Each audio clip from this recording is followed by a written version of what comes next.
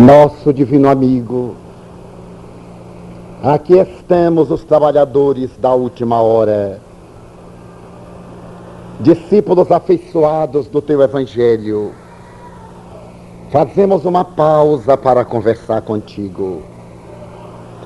Trazemos inquietações, dúvidas e ansiedades em forma de problemas a resolver. Praza-te que nesta noite a inspiração do mundo maior desça até nós e possamos receber o entendimento necessário ao nosso reequilíbrio. Também te pedimos por aqueles que se recomendam às nossas vibrações, nossos irmãos em angústia, portadores de alienações mentais e de enfermidades irreversíveis. Sê tu, amigo divino, aquele que nos proporcione a todos a paz, através da renovação do ânimo e do entusiasmo, para que o nosso jornadear seja menos áspero e a colheita de bênçãos seja mais repleta. Com esta disposição, exorando a proteção de Deus nosso Pai, a tua misericórdia, as bênçãos de Maria e dos Espíritos bons, iniciamos a nossa reunião, formulando votos de muita paz a favor de todos nós. Que o Senhor seja conosco. A atriz Odete Lara, que se notabilizou no campo especial do teatro e da telenovela, no ano de 1982 estava nos Estados Unidos e participava de uma experiência sui generis para uma pessoa que havia aderido à arte cênica. Ela estava procurando o encontro com a sua consciência. Depois de haver brilhado, de se haver notabilizado como verdadeiramente uma grande atriz, no teatro, no cinema, na televisão, ela descobriu que necessitava de algo mais. Percebeu que a vida era realmente um palco, mas que a existência corporal deveria levar além do palco exterior das personalidades do dia a dia. E foi meditar. Na Califórnia, ela procurou uma entidade na qual pudesse reflexionar demoradamente a respeito do que é a vida, do sentido da vida, da busca existencial do ser. E depois, naturalmente, de fazer a sua grande escolha, Odete Lara foi frequentar um seminário na qual um sacerdote zen budista de origem vietnamita passou a ministrar aulas. Eu não posso afirmar que fossem as suas primeiras aulas, mas a verdade é que ela escolheu desse autor uma obra para traduzir pela excelência do conteúdo que encontrou ali. Mas também ela teve a oportunidade de traduzir de uma grande organização alemã um trabalho de meditação que nós consideramos dos melhores que já ouvimos até hoje. E em fita cassete, ela faz a apresentação da técnica e também ela faz um bom preparatório para neófitos. Mas nos deteremos na análise que iremos fazer nesta noite, de início, no conteúdo do livro que ela apresenta do seu mestre, e especialmente em uma referência que ela coloca no prefácio, para explicar o porquê traduziu esse livro, de certo modo, causando alguma surpresa naqueles que a viram em vários aspectos da vida teatral, da vida cinematográfica e televisiva. E um detalhe que a mim me chamou muito a atenção é quando ela se refere à lição da sabedoria da criatura que se busca a si mesmo através do silêncio e da meditação. Nesta época de balbúrdia externa e interior, é muito difícil fazer esse silêncio, particularmente esse silêncio íntimo, aquietar a mente, deixar a polivalência mental desse frisson, esse desespero, essa busca de coisa nenhuma, para harmonizar-se. E ela faz duas colocações para mostrar a excelência e a sabedoria do mestre, que em 15 dias abriu horizontes imensos para a comunidade e deixou este precioso legado. O local do seminário ficava próximo a uma montanha. E todos iam à montanha com periodicidade. Ela resolveu também um dia ir ver a montanha, já que a paisagem se apresentava das mais fascinantes.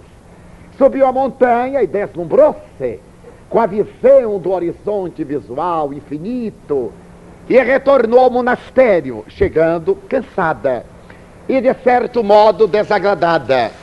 E apesar de ver diariamente a montanha desafiadora e convidativa, ela não mais se animou a uma nova excursão à montanha. Por fim, ao terminar o seminário, o mestre propôs que todos, e ele inclusive, fossem à montanha, porque ele gostaria de fazer uma meditação lá no acume da rocha. Mas como a escarpa era de difícil acesso, o mestre ia à frente e todos os alunos foram, em fila indiana, passo a passo atrás. O detalhe é que ele caminhava muito lenta e suavemente. Seu passo vago e atrasado ia vencendo cada obstáculo à medida em que ganhava a distância. Os alunos jovens, maduros, atrás, começaram a irritar-se, porque ele ia tão lentamente que a viagem passou a ser, de certo modo, desagradável. Mas à medida em que ele continuava a andar, por uma questão de cortesia e de respeito, ninguém se atreveu a passar à frente para poder acelerar a marcha. E como não havia outra alternativa, porque ele ia muito devagar, ela, para distrair a mente, começou a observar a própria subida e descobriu quanta beleza que ela não havia visto. Porque agora havia tempo de olhar a relva, de olhar a rocha, de olhar as escarpas, a natureza em volta, de sentir a brisa, o rocio do vento suave à medida em que ia galgando distância, até que chegou ao acume do monte. E se deu conta que, da vez anterior, a sua preocupação para ter a visão do horizonte profundo era tão grande que ela não havia observado a ascensão. Havia perdido a beleza maior, que era a marcha em si mesma. Agora ela estava gratificada, porque havia descoberto flores miúdas que nunca houvera visto antes. Notara pedras e seixos com peculiaridades e cores a que nunca dera atenção antes. Vira pequenos córregos espremidos entre as frinchas da rocha. E agora que chegara ao alto da montanha, a sensação de paz era imensamente penetrante.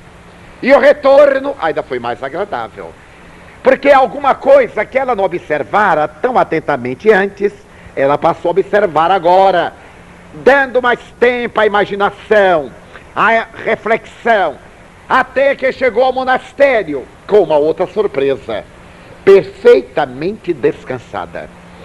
Ela havia feito uma viagem tão agradável, tão tranquila, tão sem pressa de chegar e voltar, que aquilo que antes foi agradável por um momento e profundamente cansativo depois, havia adquirido um prazer totalmente novo. Ela se beneficiara do prazer da conquista da montanha e estava melhor do que quando iniciara a marcha. Então ela tirou uma grande reflexão. O prazer de uma conquista não é chegar ao término da conquista, é o tempo que dura a própria conquista.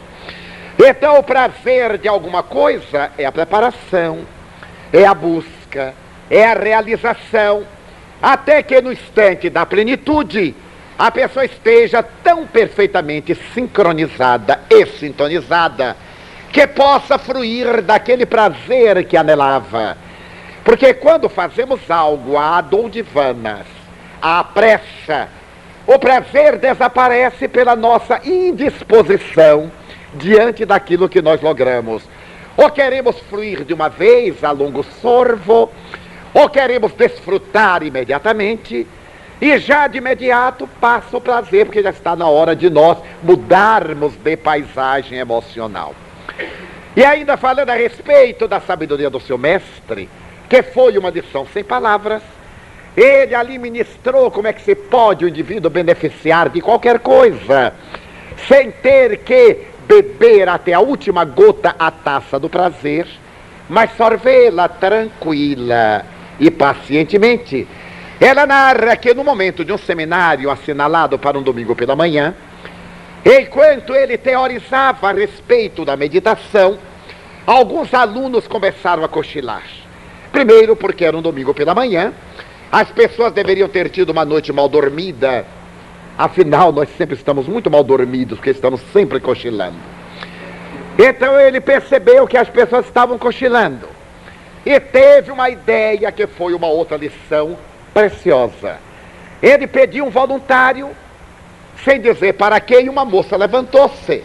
Ele convidou a que viesse à frente e disse para ela: "Você sabe cantar?" Ela sorriu constrangida. Disse: "Bem, eu não sei cantar. Ora, eu canto no banheiro, como todo mundo." "Então, por favor," sugeriu ele, "cante aqui para nós." "Mas eu nunca me atreveria a cantar diante do povo."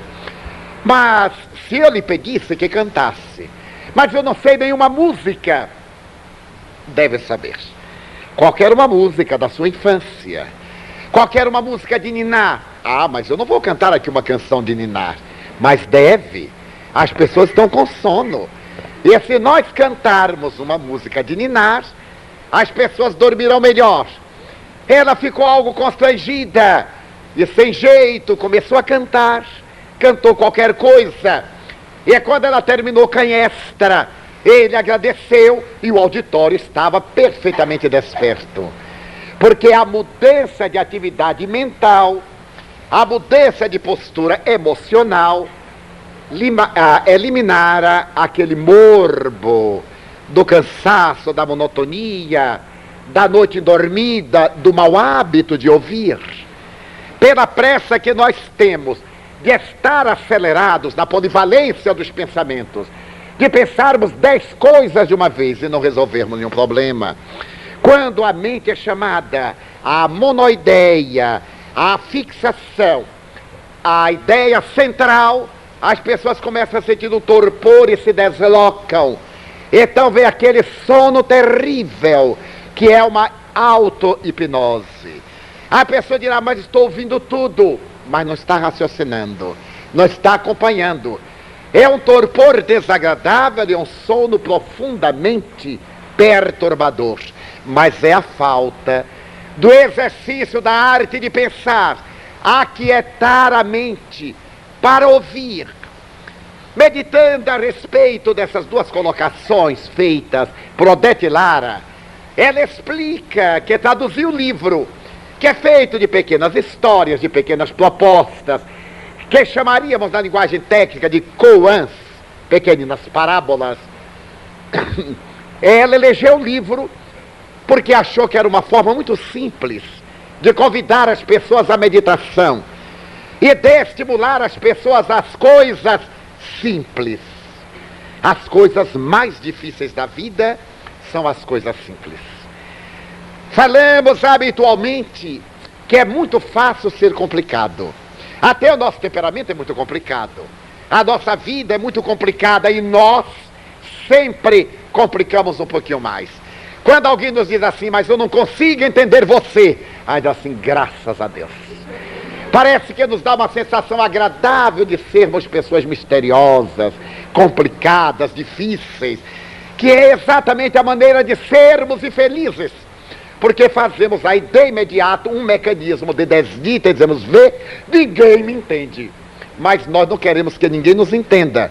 Porque se as pessoas nos entenderem é porque nós somos felizes e fáceis. A coisa mais difícil do mundo é ser fácil, falar fácil, ter uma conduta fácil, ser uma pessoa simples e desataviada. Se alguém chegar aqui e disser, vamos agora a uma festa, mas eu não estou vestido para ir a uma festa, mas imagine eu ir assim, eu não me preparei, e já de imediato nós começamos a complicar, de tal forma, teria que ir ao cabeleireiro, teria que ir à manicure, teria que ir ao pedicure, teria que mandar fazer uma roupa própria, teria que se preparar, imagine, fazer uma dieta para ficar mais magro, para impressionar. E então chegava lá na festa, não gostava da festa, porque deixou tanto problema para trás, que a festa foi um motivo de desagrado, de preocupação e de problemas. Porque nós nos acostumamos com os atavios, com as aparências, não com a nossa realidade. Já que alguém nos convida para ir à festa, que vamos nós à festa e não a nossa roupa. Ficou clássica uma história atribuída a Rubem Dario, o grande poeta de língua hispânica, que foi convidado um dia a um banquete em homenagem a ele. E quando ele chegou à porta, não pôde entrar, porque o banquete era a rigor, e ele teria que ir de casaca, de black tie, e ele foi de um traje civil. Como hoje se diz eufemisticamente, a pessoa vai com um traje de esporte superior, quer dizer, tem que ir com roupa cara, camisa de seda, que é um esporte mais elegante. Então disseram que ele não podia entrar, porque afinal era um banquete com uma roupa de gala. Ele foi à casa, pegou o black tie que tinha, entrou de qualquer forma, colocou a roupa na cadeira, e então pegou o champanhe, disse assim, para você. Pegou a comida, para você, porque não era para ele, era para a roupa. Então todo mundo ficou escandalizado, e ele saiu tranquilamente, porque a homenagem era a roupa de gala, não era ele. Algo semelhante experimentou Gandhi, convidado pelo Papa Pio XII para apresentar-se no Vaticano. Ele foi conforme ele era, o lençol à indiana cobrindo-lhe a nudez, e a cabra e a vara na qual se apoiava. Quando ele chegou à porta da recepção do Vaticano, disseram, mas o senhor não pode entrar assim. Sua santidade somente recebe com traje rigor, com roupa negra. E tampouco a cabra pode entrar. E disse, pois agradeço a sua santidade, porque toda a minha alimentação vem dela. Eu me alimento do leite de cabra apenas. E se ela que me dá a vida não pode entrar, por que eu vou entrar que dependo dela? Deu a volta e foi embora. Porque nós somos pessoas ataviadas, complicadas. Não vale o diamante que está dentro de nós, mas o engaste. Há pessoas que se preocupam muito em comprar molduras bonitas, mesmo que a tela não tenha nenhum sentido, nenhum valor. E como a moldura é cara, ainda se veja que a moldura custou um dinheirão. Aí diz assim, mas a tela não vale nada. São pessoas muito preocupadas com a margem e não preocupadas com o caminho. O mais importante da vida é a estrada por onde a gente segue. Não adianta a estrada esburacada e ao lado, ali resguardado de pedras preciosas que a gente não pode levar. Então é muito difícil ser simples. E a vida em si mesma é simples. A complexidade é da maquinaria de que a vida se utiliza para que o espírito possa progredir através desses equipamentos. Pensando em toda esta realidade, em nossa sessão mediúnica de quarta-feira passada, aconteceu-nos um fenômeno muito curioso. Os bons espíritos avisaram que naquele dia se deveriam comunicar entidades muito sofredoras, como de hábito. É uma sessão de consolo moral, de atendimento a perturbados, e nós nos desprendemos espiritualmente e vimos uma cena que nos tocou em especial. Entre as entidades presentes, desencarnadas e profundamente sofridas, havia muita reclamação. Os espíritos justificavam seu fracasso, outros explicavam que a sua queda havia sido por esta ou aquela razão. Cada um procurava manter a hipnose da consciência, o anestésico da razão, porque sempre nos apraz ser vítimas e raramente assumimos a responsabilidade do nosso próprio erro para a nossa reabilitação. Foi quando se adentrou à sala uma entidade igualmente desencarnada, convidada por Joana de Ângeles para dirigir-se àqueles outros companheiros desencarnados. Nesse ínterim, as comunicações se multiplicavam. Os médiuns eram portadores das suas mensagens. As entidades em comunicação eram atendidas, mas a minha atenção se deteve naquele conteúdo superior em que o amigo espiritual falou-lhes que eles se haviam preocupado muito com o exterior e não com a sua própria realidade. Comer, vestir, gozar, possuir, reter, aparentar, mas não se preocuparam com a realidade transcendente que é a vida. Qualquer justificação seria injustificável, porque qualquer pessoa de mediana capacidade de discernimento sabe que a morte é vida, e que a vida da terra, por mais longa que seja, tem o seu término na desencarnação. O mais é mecanismo de fuga à responsabilidade. Falava com doçura e explicava que qualquer pessoa no Ocidente não tem como excusar-se de haver agido mal, porque desde o berço ouviu falar de Jesus, fosse sob qual fosse a denominação religiosa. E a mensagem de Jesus em todos os credos que se derivaram do cristianismo primitivo tem como base o amor a Deus acima de todas as coisas e ao próximo como a si mesmo. Dentro desse conteúdo, ninguém pode justificar os seus erros, porque se amar é respeitar-se, se amar é zelar por si, se amar é trabalhar pela fomentação do seu progresso. E quem o não o fez porque não quis. Dificuldades são desafio, problemas são meios de promoção, exames são testes de avaliação de aprendizagem. Então o Espírito dizia: o que aconteceu conosco? Também eu sou alguém que chegou da terra. Eu viajei na barca da indumentária carnal. Não veio de um lugar alienígena. Eu transitei pelas sombras do mundo físico e pelas claridades do sol que nos serve de astro-guia para o nosso planeta. Então o que eu vou falar representa a minha experiência mais profunda. E começou a contar várias lições consoladoras. Mas entre estas, ele disse: Anatole France, o admirável beletrista e acadêmico francês, que era de constituição cínica e de formação cultural séptica na área religiosa, escreveu oportunamente uma bela página a que deu o nome de O Jogral de Nossa Senhora. O Jogral de Nossa Senhora contava o espírito. É a história de um pobre palhaço de circo em plena decadência. Depois de haver brilhado no picadeiro de vários espetáculos da terra, ele foi caindo, e à medida em que perdia a atração pública, ele terminou em quase total miséria.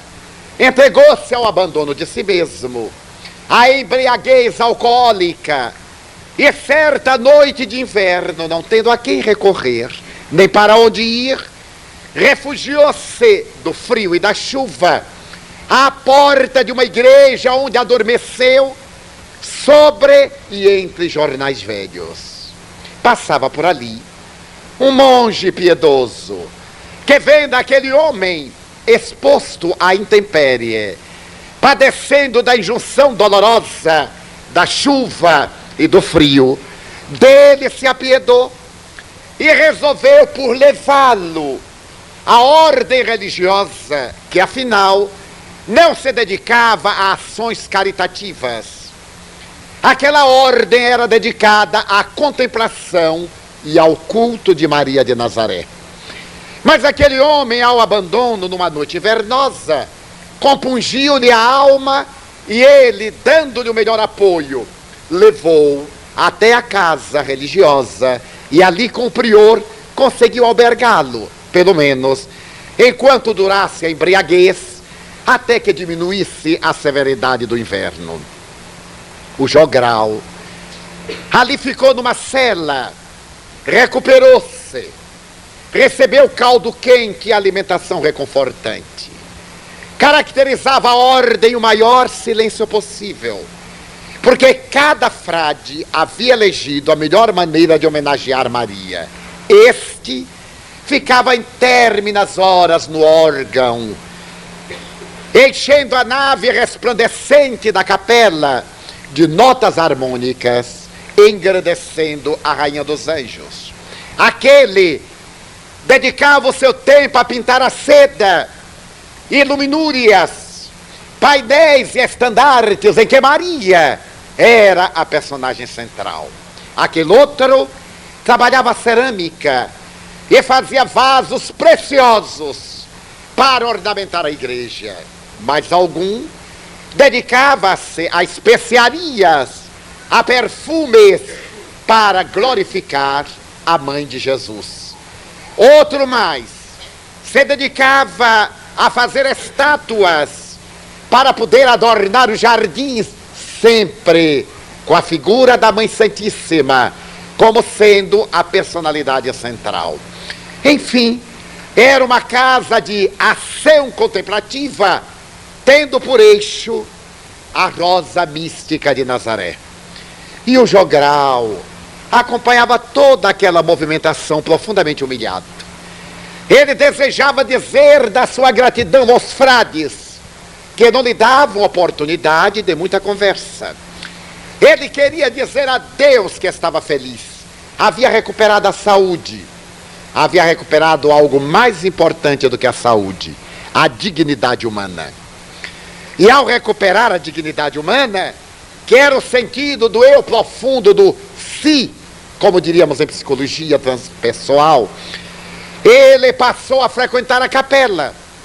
Quando silenciavam as vozes exaltando a Senhora, ele adentrava-se furtivamente pela sacristia e ali ficava um bom quarto de hora em profundo silêncio. Tão habitual se fizeram as suas fugas à capela, que um dia o monge que o trouxe, espicaçado pela curiosidade, foi vê-lo. Adentrou-se furtivamente e por detrás de uma coluna o olhou e ficou estarrecido. O altar-mor era uma sucessão de degraus em mármore de Carrara. E lá em cima, no topo, uma figura grandiosa de Maria que parecia transcender o que a estatuária era capaz de fazer. Olhando-se-lhe o vulto em mármore, tinha-se a impressão de que faltava respirar o olhar profundo e transparente, a serenidade da face como o lago de uma montanha, as mãos estendidas e atitude de doação e de socorro comoviam aos sentimentos mais impiedosos. Mas ali embaixo, na parte atapetada, o jogral dava saltos mortais. Jogava-se para trás e dava várias cambalhotas, desrespeitando a Senhora, atrevidamente a saltar, esquecido de que era o santuário da Rainha dos Céus. Então o monge, aparvalhado, correu e chamou o prior para que ambos rechaçassem o atrevimento daquele alienígena e o expulsassem da casa que o havia albergado com sentimentos paternais. O prior veio correndo e trêmulo de angústia, adentrou-se e quando ia gritar contra o palhaço, que estava com as mãos no chão, a cabeça para baixo, as pernas abertas para cima, e entre os braços olhava a escadaria, e suarento dizia: é tudo que eu tenho, Senhora, é tudo que eu tenho para vos dar. O prior avançou, mas de repente estugou o passo, porque ele viu que a estátua imensa pareceu mover-se, e de dentro dela, assumindo a personalidade da Rosa de Nazaré, a figura veneranda de Maria se destacou, viva, humana, transcendental, e começou a descer com graça a escadaria imensa, o manto azul salpicado de estrelas, a veste alva que lhe cobria o pé róseo, as mãos distendidas, um suave sorriso na face, que lhe marcava os lábios nacarados. Ela desceu até o jogral, abaixou-se e, tomando do manto, começou a enxugar-lhe o suor e a lhe dizer suavemente: muito obrigado, meu filho, eu aceito a tua oferta.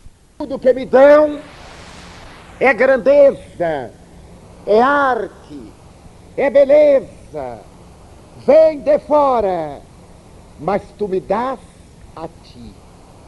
Tu me ofereces o teu suor, tu me homenageias com o teu cansaço, eu te agradeço. E depois de enxugar-lhe o suor e o pranto, ela disse: não te esqueças, amanhã, novamente, nesse mesmo horário, eu estarei esperando por ti, como tenho feito todos os dias. Subiu a escadaria e novamente assumiu a personificação de estátua muda, indiferente e silenciosa.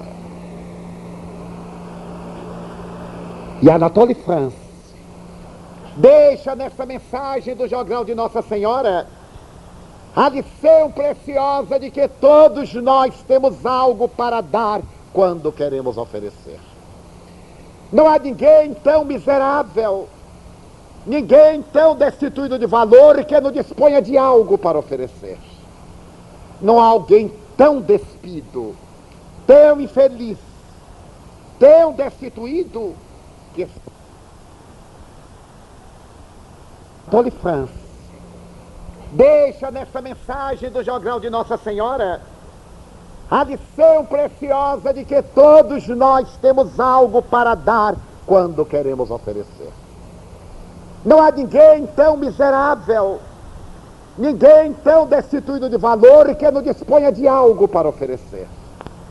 Não há alguém tão despido, tão infeliz, tão destituído, que se não possa dar a si mesmo em um gesto de simpatia, em uma palavra cordial, em um sorriso gentil, em uma expressão de ternura, em um aceno de bondade, em duas palavras en passant, na dedicação a enxugar uma lágrima ou suor, a doar uma flor humilde do campo, ou a deter-se homenageando um dia que esplende maravilha, quando ele começa pela madrugada.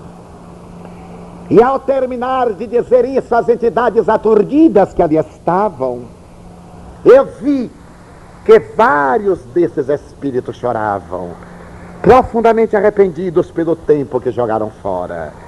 Alguns desejaram ser missionários na terra, outros lutaram pelas grandes conquistas, alguns se esfalfaram pelas coisas grandiosas, mas se mede a grandeza de um homem pela sua capacidade de realizar as coisas pequeninas.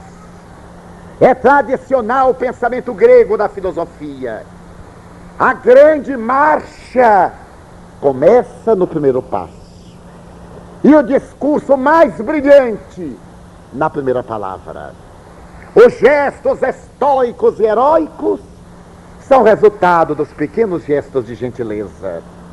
As pequenas dádivas, as dádivas insignificantes, aquelas que aparentemente não têm nenhum valor, mas que são tão importantes na vida. O ato de respirar é tão automático e tão desdenhado. Quando cessa, acaba-se a vida física. A água que sorvemos da fonte cantante, não lhe perguntamos o preço. Quando nos falta, a vida física se nos torna impossível. E eu me lembro que Rabindranath Tagore, em o livro Filigranas de Luz, pela nossa psicografia, narrou há muito tempo uma pequena parábola de um monge que ficava na margem de um rio sagrado e dizia: Senhor, eu te sirvo com tanta abnegação e sou tão frugal que me alimento apenas de uma maçã diária. Uma maçã diária para te mostrar como renuncio a todos os bens da terra. E na curva do rio, ali adiante, à sua margem, havia um outro asceta que se alimentava das cascas da maçã que o outro jogava dentro do rio e não dizia nada, apenas se alimentava daquelas cascas flutuantes que passavam, e ele não se considerava heróico nem estoico por isso. E me recordo também de um outro Koan de Tagore, que um dia a lâmpada, a luz de vela, disse a lâmpada elétrica: "Oh, minha prima, que prazer em ver-te brilhar." E a luz elétrica, com desdém, olhou para a chama da vela e disse atrevida: "Como pretende ser da minha família?" Naquela noite, quando a lua esplendorosa apareceu do céu, a lâmpada lhe disse: "Olá, minha querida irmã." Nós nunca temos dimensão da nossa própria pequenez. Ela se negava a ser prima da chama da vela, mas se considerava irmã da noite de luar. Então nós, que vivemos um mundo de buscas, de caça, de tormentos, de ansiedades, de disputas, que nos afadigamos pela busca de coisa nenhuma, deveremos parar a nossa sofreguidão e fazer diariamente um pouco de silêncio mental. O silêncio mental produz uma dinâmica para as nossas forças de avaliação do nosso comportamento. Deveremos considerar que todas as coisas de fora, por mais admiráveis, como dizia Buda, produzem inquietação e tormento, frustração e ansiedade. Se, por exemplo, eu sou um ator e me desempenho bem em uma peça de teatro, de televisão ou de cinema, e sou recebido pela crítica com uma imensa ovação, eu fico muito feliz e perco a minha paz. Porque agora eu vou querer um papel que seja melhor do que esse que eu desempenhei. E eu vou querer estar na crista da onda, com medo daqueles que vêm atrás de mim, que são os competidores. Quando aparece um outro ator que me pode projetar sombra, eu já o combato, perco a minha paz, calunio, luto contra ele, porque o êxito tem o preço da ansiedade. Se eu sou um bom declamador, um orador e recebo aplauso, ou se eu estou em sociedade e recebo esse pagamento azedo da promoção social, com que malabarismo todo mundo luta para não sair das colunas sociais, para continuar sendo um dos mais 10, para continuar sendo a pessoa mais citada, paga o cronista para botar seu nome no jornal, paga o fotógrafo para tirar uma fotografia qualquer e aparecer. É o preço da ansiedade. E quando não aparece, a grande frustração. Quando envelhece, faz a primeira plástica, faz a segunda, mas a lei da entropia, o desgaste da energia para manter a vida é inexorável. Vem a velhice e a pessoa não aceita. Vem a morte e a pessoa não aceita. E não obstante acontece. Quando a gente me diz: "Eu não aceito isto", eu sorrio e digo: apesar disto, não tem outra alternativa. Por quê? Porque a pessoa perseguiu o sonho, a ilusão, a fantasia. E a ilusão, o sonho e a fantasia são os grandes responsáveis pelo sofrimento humano, pela nossa ansiedade, porque vivemos ansiosos. Jesus perguntou: "Por que vos afadigais pelo dia de amanhã, se a nós nos basta o dia de hoje?" Por que esse tormento de acumular para daqui a 10 anos e morre na véspera? Por que tanta inquietação? A doutrina espírita, afirmando-nos a sobrevivência da alma, confirmando-nos a imortalidade, ensina-nos a viver bem, em profundidade, em totalidade, cada momento da nossa vida. Adianta estarmos aqui ansiosos que acabe logo a reunião. Para quê? Para o próximo compromisso, que também nos dará ansiedade para que acabe logo, para dormir, para que chegue logo de manhã, para a luta, para que chegue logo de noite para outro compromisso. Isso não é uma vida, é um desequilíbrio. E a ansiedade leva à neurose, a psicopatologias, a estados de desequilíbrio e de frustração. Porque quando terminamos, verificamos que não adiantou nada. Como a pessoa que se alimenta com sofreguidão, come tão rapidamente que aumenta o volume do estômago, mas não sabe o sabor. Daí as técnicas alimentares. Alimente-se, mastigue bem, coma devagar, a digestão começa na boca. Viva! E a recomendação da psicologia e das doutrinas orientalistas do momento: viva intensamente cada minuto da sua vida, fazendo em profundidade o que estiver fazendo. Se está lavando pratos, não fique com ódio de estar lavando pratos. Lave pratos. Encontre o prazer de fazer aquilo. É uma das recomendações do mestre de Odete Lara. Faça isso com prazer. É uma alegria, é uma atividade como outra qualquer. Você vai escrever a máquina, faça-o com prazer. Conscientize-se. Viva em consciência. Não viva anestesiado pelo ópio. Conscientize-se.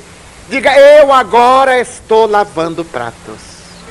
E lave os pratos. Não pode haver nada mais agradável do que qualquer atividade que fazemos com prazer.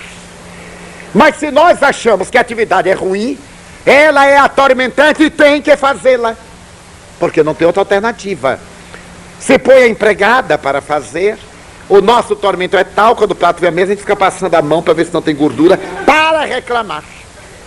Eu vejo pessoas que chegam ao restaurante, nas pouquíssimas vezes que fui, graças a Deus, e para darem uma de muito educados, pega o guardanapo e limpa bem, depois pega o guardanapo e passa na boca. São os paradoxos humanos. É a nossa ansiedade. Você há de prever que o prato está limpo, porque passar aquele guardanapinho não vai adiantar nada. Então eu me lembro de uma anedota, que um homem entrou em um bar e pediu uma cerveja, estava acompanhado de um amigo. E disse ao garçom: traga o meu copo bem lavado. O garçom sorriu e voltou. Quando ele voltou com os 2 copos, ele perguntou: quem foi que pediu o copo bem lavado? Porque naturalmente o outro não estava bem lavado. Daí vamos acabar com a ansiedade que nos está acabando. A lição dos bons espíritos para nós é esta: viva cada momento da sua vida. Está enfermo, não se atormente para se ver livre da doença, que vem outra. Nós somos pessoas que mudamos de doença. Um amigo um dia me disse: não me pergunte como vou, me pergunte qual é a última doença que eu estou. Porque eu conheço há 40 anos, sempre ele está com uma doença nova. Como vai? E agora estou com osteoporose. Fulano, você está ótimo. Estou nada, estou com bico de papagaio. E daí adiante, como vai? Esporão. Os meus ossos estão assim. Então ele já foi logo franco: pergunte-me qual é a minha última doença. Eu aí não perguntei, só para não se queixar. Não perguntei, passei por cima. Os bons espíritos nos ensinam que nós não vencemos o tempo. O tempo é um eterno agora. Em qualquer situação é agora. Um agora que passou, um agora que virá e um agora que estamos vivendo. Então é agora. Daí vamos especializar-nos em silêncio interior, ouvir as estrelas, viver bem, no sentido de bem viver a vida, deitar-se com prazer, despertar com prazer, banhar-se com prazer. O mestre dizia aos alunos, e Odete Lara anotou: banhe-se com muito prazer, com calma, não para se perfumar, mas para higienizar-se, respirar bem, limpar as impurezas e meditar enquanto se banha. Medite sempre.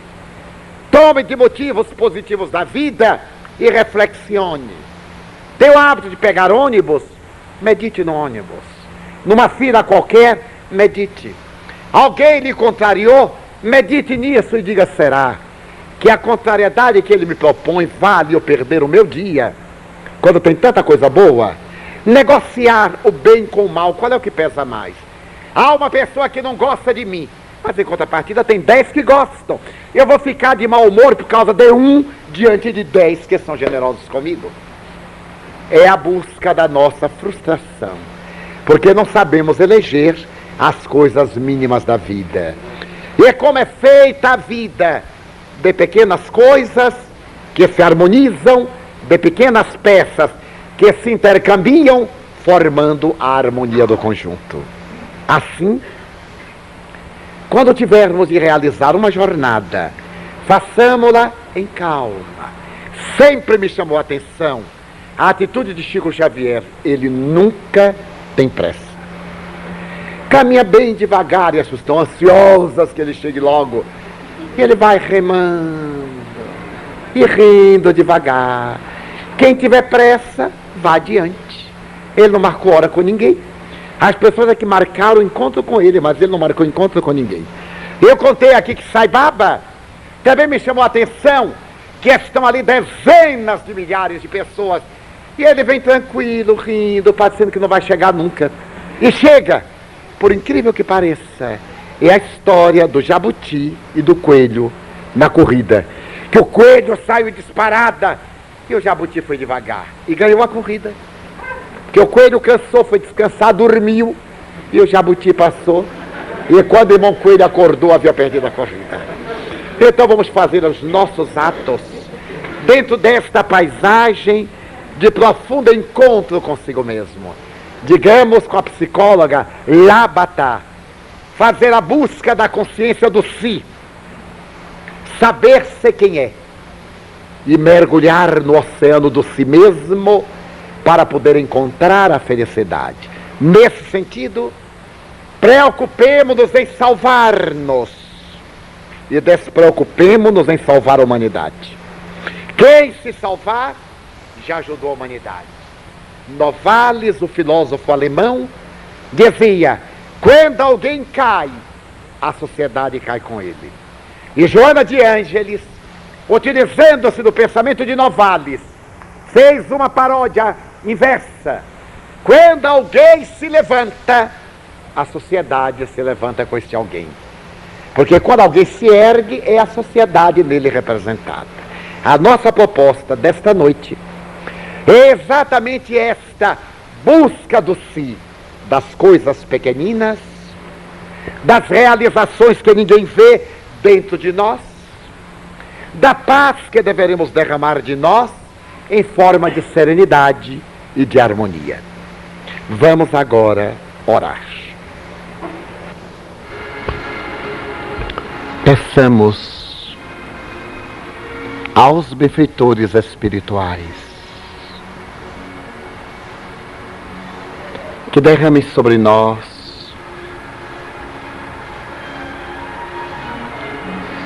a sua misericórdia, a sua paz.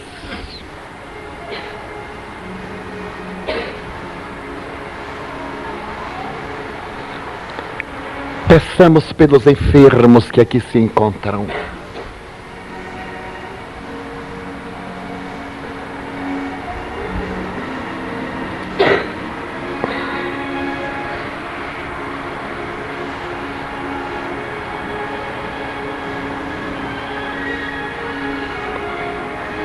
Pelos portadores de AIDS, neoplasias malignas,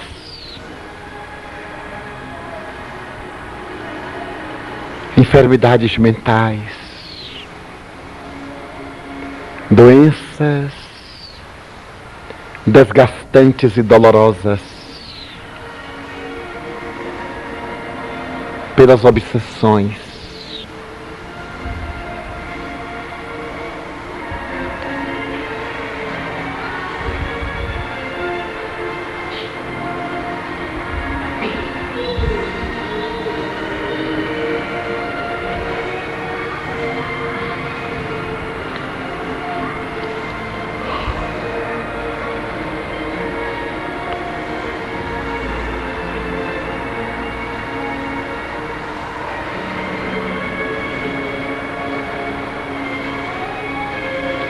nosso amigo e benfeitor, nós te agradecemos as dádivas desta noite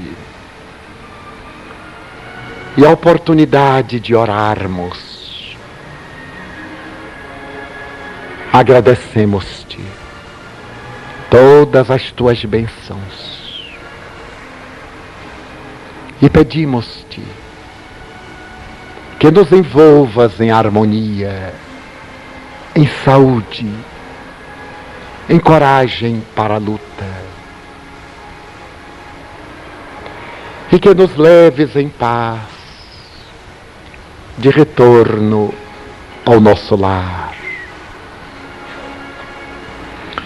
agradecendo-te a presença dos bons espíritos.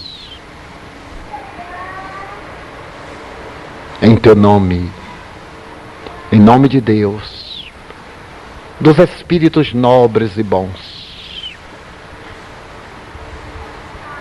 encerramos a nossa reunião, formulando votos de paz para todos. Que o Senhor seja conosco e nos abençoe. Está encerrada a nossa reunião. Só um momento. E que nos leves em paz de retorno ao nosso lar,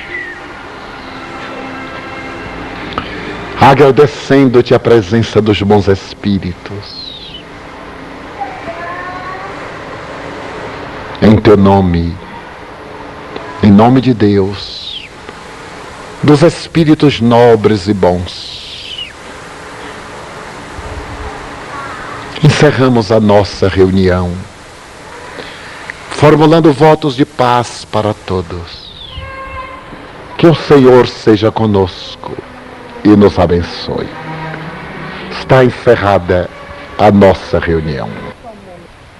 Olhando para trás, respondeu-lhe Jesus: e todo aquele que, tomando do arado e olhando para trás, não se faz digno do reino de Deus. Lucas 10, 63. Todo aquele que busca seguir Jesus não tem passado nem presente, apenas o futuro. A sua é uma decisão do vir a ser, das suas possibilidades de crescimento e de renovação interior permanente. Surgida a oportunidade do encontro com o Mestre, nem sempre logra desatar-se das amarras constrictoras do passado. Não raro, esse passado constitui uma terrível marca na trajetória da evolução humana. A maioria dos homens deixa-se dominar pelas recordações ingratas que os assinalaram dolorosamente,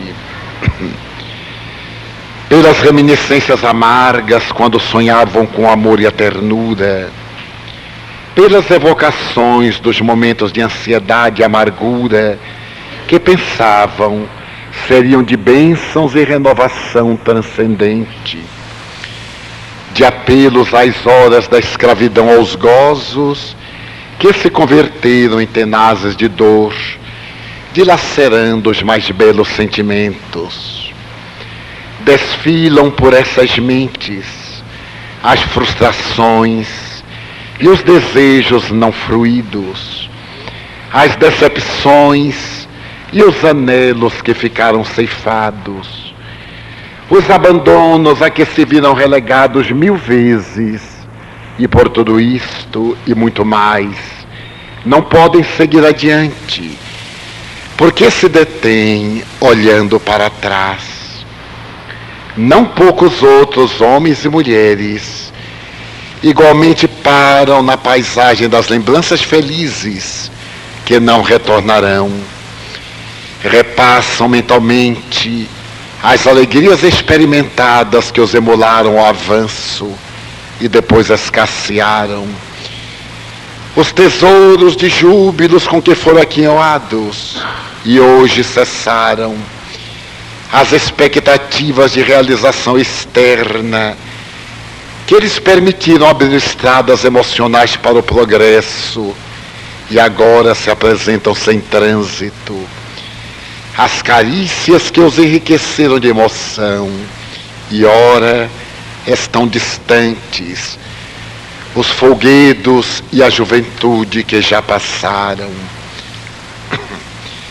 Vivem de evocações que os detêm, olhando para trás, sem se animarem a reiniciar a marcha, a avançar com segurança. A vida terrestre é impermanente. As alegrias de agora podem ser a antevéspera das lágrimas de amanhã, assim como as dores acerbas deste momento talvez signifiquem a cirurgia da libertação para os grandes voos do espírito. Todo aquele que realmente encontra Jesus é convidado a uma decisão: tomar da charrua do dever e, sem saudades nem ânsias mórbidas, avançar com equilíbrio passo a passo. A decisão é pessoal, que deve ser seguida pela ação. Não é indispensável que se fuja do mundo, ou que se adote uma conduta ascética, severa, que inspira o ódio contra o mundo. A posição ideal é a da neutralidade dinâmica, isto é, viver no mundo sem a ele escravizar-se, fomentar o progresso com decisão, assumindo responsabilidades que promovam o homem e as várias expressões da vida. Maria de Magdala tomou da charrua e recuperou a virtude que a elevou às culminâncias da doação total.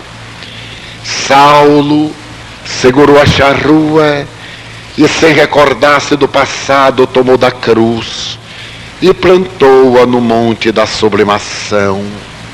Gandhi prendeu-se à charrua, oferecendo-se em holocausto para se tornar uma grande luz, brilhando para milhões de vidas. Hoje, como ontem, a humanidade necessita de criaturas que, tomando da charrua, não olhem para trás e sigam animadas após superar as dificuldades habituais.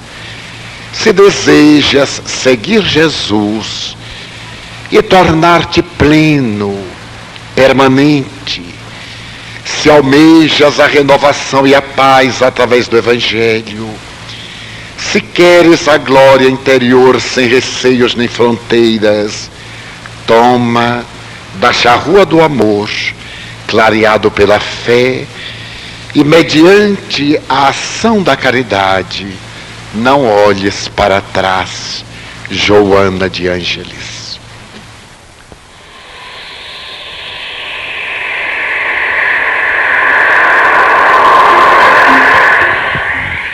Estúdio Alvorada. Telefone 393-2855. Rua Jaime Vieira Lima, número 1, Pau da Lima. Salvador, Bahia. CEP 41.200. Peça o seu catálogo, contendo os demais títulos, em áudio e vídeo cassete. E boas reflexões.